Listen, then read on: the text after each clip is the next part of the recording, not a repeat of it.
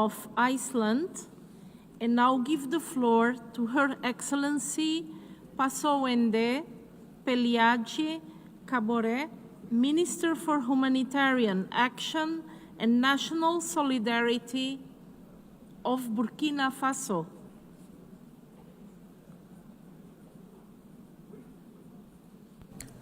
Madame la Présidente, Mesdames et Messieurs les délégués, conformément au programme d'action de Beijing, le Burkina Faso a engagé des réformes structurelles en vue d'améliorer durablement les conditions de vie, en particulier celles des femmes.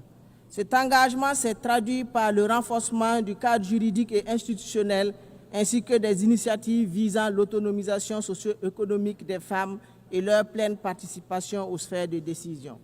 Les actions entreprises ont permis des avancées significatives. Ainsi, dans le domaine de l'éducation, le taux brut de scolarisation des filles a fortement progressé à tous les niveaux, avec une présence féminine croissante dans l'enseignement supérieur. En matière de santé, la gratuité des soins pour les femmes enceintes, la hausse des taux des accouchements assistés qui est passé de 83% à 92% entre 2015 et 2023, ainsi que la subvention de la prise en charge des cancers féminins ont contribué à une baisse notable de la mortalité maternelle. En outre, la distance d'accès aux centres de santé a été réduite.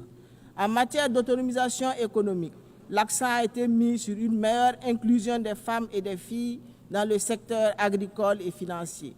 Elles ont ainsi bénéficié de financements publics à des taux préférentiels et d'au moins 30% des superficies agricoles nouvellement aménagées par l'État.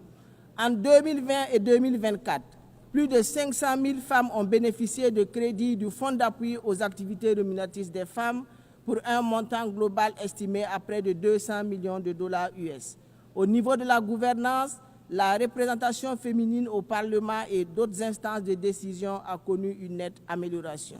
Madame la Présidente, en dépit des efforts et des acquis indéniables, de nombreux défis subsistent, notamment du fait du contexte sécuritaire difficile et des déplacements forcés de populations qui en résultent. En réponse, le Burkina Faso a adopté une stratégie nationale de relèvement des personnes déplacées internes et des communautés hôtes, intégrant une approche sensible au genre.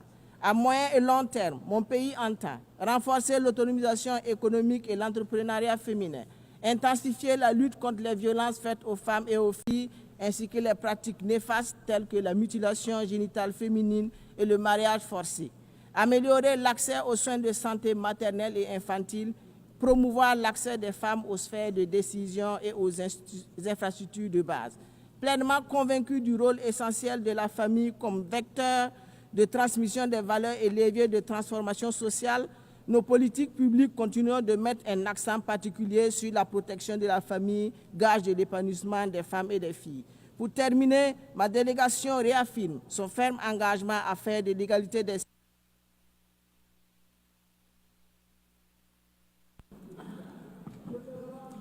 I